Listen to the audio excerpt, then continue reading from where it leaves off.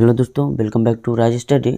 और आज की इस वीडियो में हम बात करेंगे क्लास 12 का जो VVI प्रश्न है हिंदी का, जो परीक्षा की दृष्टि से अत्यंत महत्वपूर्ण रहेगा, उसी पे बात करेंगे। तो चलिए पहला प्रश्न हम देखते हैं। जारा क्या है? ठीक है, मौत है और निमोनिया से मरने वालों को मुरब्बे नहीं मिला करते। वजीरा सिंह के इस कथन का क्या आशय है? बहुत बार जो है परीक्षा में जो है पूछा गया है, तो इस पे बात करते हैं। देखिए करा है यहाँ पहले जारे के हालात का वर्णन किया गया है, यानी कि इस पंक्ति में जो है एक तरह से व्याख्या करना भी हम कह सकते हैं इसको। जिस पंक्ति में जो है क्या करा है, जो यहाँ पहले जारे के हालात का वर्णन किया गया है, उसके बाद यहाँ भी कहा गया है कि जो यहाँ युद्ध में मारे जाते हैं, ठीक है, जो यहाँ युद्ध में मारे जाते हैं उसे वह सम्मान नहीं मिलता जो गोली खाकर मरते हैं। यानी कि सबसे पहले जो है जारे का तो वर्णन किया ही गया है। उसके बाद कहता है जो यहाँ पर जो भी व्यक्ति, ठीक है, यहाँ पर जो भी व्यक्ति युद्ध में मरता है ना, उसका ही सम्मान होता है। जो गोली खा के मरता है उसका ही सम्मान होता है, ठीक है। और जो जारा से मर गया ठिठुर के ना, उसका कोई सम्मान नहीं होता है, वह सम्मान नहीं मिलता जो गोली खाकर मरते हैं। निमोनिया से मरने वाले को अपनी धरती भी नसीब नहीं होती। यानी कि कह रहे हैं जो निमोनिया से जो मरता है, यानी कि सर्दी से जो मरता है, उसको जो है कोई अपना जो है एक तरह से अपनी धरती भी नसीब नहीं होती है। अतः लहनासी को सावधानी बरतनी चाहिए। तो इस प्रकार आप जो है इस प्रश्न का जो है आंसर परीक्षा में लिख सकते हैं। पूरा नंबर जो है मिलेगा ज़रूर। देखिए 2 नंबर प्रश्न देखते हैं। 2 नंबर का प्रश्न जो है इधर हम ले लेते हैं थोड़ा, इधर आ गया। चलिए 2 नंबर प्रश्न क्या कर रहा है, जो जयप्रकाश नारायण कम्युनिस्ट पार्टी में क्यों नहीं शामिल हुए? तो देखिए जयप्रकाश नारायण जो है कम्युनिस्ट पार्टी में क्यों नहीं शामिल हुए, यहाँ पे हम बताते हैं। अत्यंत महत्वपूर्ण प्रश्न है, परीक्षा में तो कई बार पूछा भी गया है। देखिए कह रहा जयप्रकाश ने लौटने पर सोचा था कि जो देश गुलाम है वहाँ की कम्युनिस्टों को हरगिज वहाँ की आज़ादी की लड़ाई से अपने को अलग रखना नहीं चाहिए।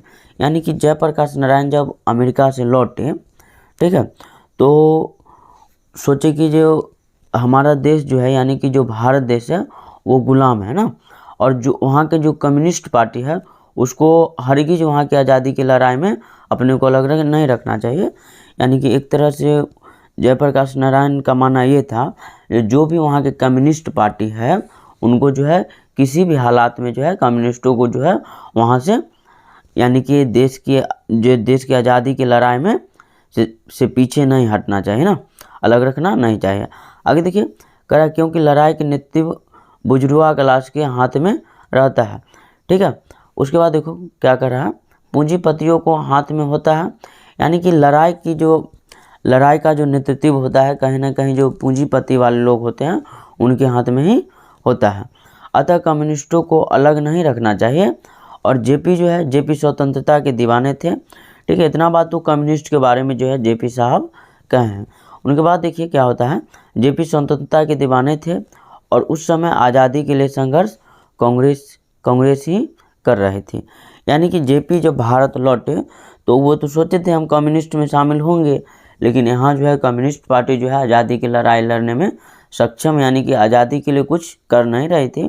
तो यहाँ पर जो है केवल कांग्रेस ऐसी पार्टी थी जो आज़ादी की लड़ाई जो है अकेला लड़ रही थी, यानी कि संघर्ष कर रही थी।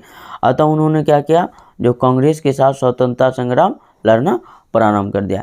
इस प्रकार जो है जयप्रकाश नारायण जो है कांग्रेस के साथ जो है स्वतंत्रता संग्राम लड़ना शुरू कर दिए।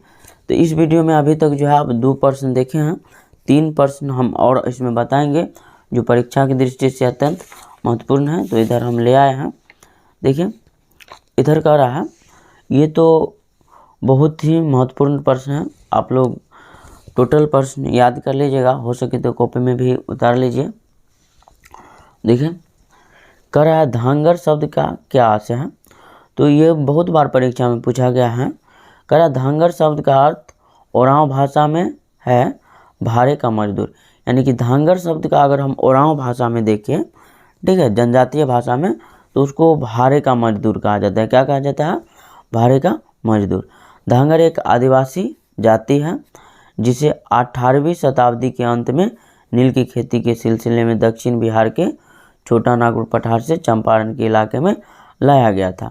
यानी कि धांगर एक आदिवासी जाति होता है जिसको 18वीं शताब्दी के अंत में, ठीक है, नील की खेती करने के लिए जो है, नील की खेती करने के लिए दक्षिण बिहार से, ठीक है, दक्षिण बिहार के छोटा नागपुर पठार से कहाँ लाया गया था? चंपारण में। क्योंकि आप लोगों को पता था जो अंग्रेज लोग जो है चंपारण में जो है नील की खेती जम के करवाता था ना, तो वहीं से जो है छोटा नागपुर से कहाँ लाया गया? चंपारण क्षेत्र में लाया गया था। 4 नंबर का प्रश्न देखते हैं। कह रहा है व्यवहारिक राजनीति क्या होती है? तो व्यवहारिक राजनीति हम समझेंगे।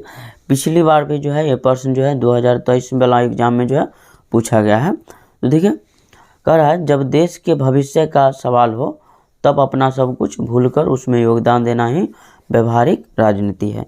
यानी कि जब देश के भविष्य का बात हो, देश के फ्यूचर का बात हो, ठीक है, तो उस समय जो भी राजनेता है या जो भी लोग हैं, ठीक है, उनको जो है अपने व्यवहारिक राजनीति को भूल के, ठीक है, अपने जो है अपना पार्टी कौन पार्टी में है या फिर कौन पार्टी का सरकार है देश में, उस सब को भूल के जो है, यानी कि अपना सब कुछ भूल करके देश के योगदान में जो है अपना पूरा यानी कि सर्वस्व दे देना चाहिए। उसी को व्यवहारिक राजनीति कहा जाता है। आगे देखिए, कह रहा हमारा शत्रु भी यदि हमारे देश में अतिथि बनकर आता है तो उसका स्वागत करना ही हमारा कर्तव्य है। यानी कि अगर हमारा दुश्मन, यानी कि एक तरह से मान लीजिए जब कोई दुश्मन देश से, ठीक है, कोई अतिथि बन के हमारे देश में आए तो उसका स्वागत करना जो है हमारा प्रथम कर्तव्य बन जाता है, प्रथम कर्तव्य बन जाता है। चलिए देखिए, कह रहा यही व्यवहारिक राजनीति है और इसी को हम व्यवहारिक राजनीति कहेंगे। 5 नंबर का प्रश्न जो आप लोगों के समक्ष कह रहा है जो ओस सदा नीरा किस नदी के लिए कहा गया है? तो बहुत ही हल्का प्रश्न है। ओस सदा नीरा जो है गंडक नदी के लिए कहा गया है। तो इस प्रकार टोटल जो है आप इसमें जो है 5 प्रश्न इस वीडियो में देख लिए हैं जो परीक्षा की दृष्टि से अत्यंत महत्वपूर्ण है। तो वीडियो देखने के लिए धन्यवाद। हो सके तो चैनल को सब्सक्राइब करके वीडियो को लाइक करके शेयर जरूर करें।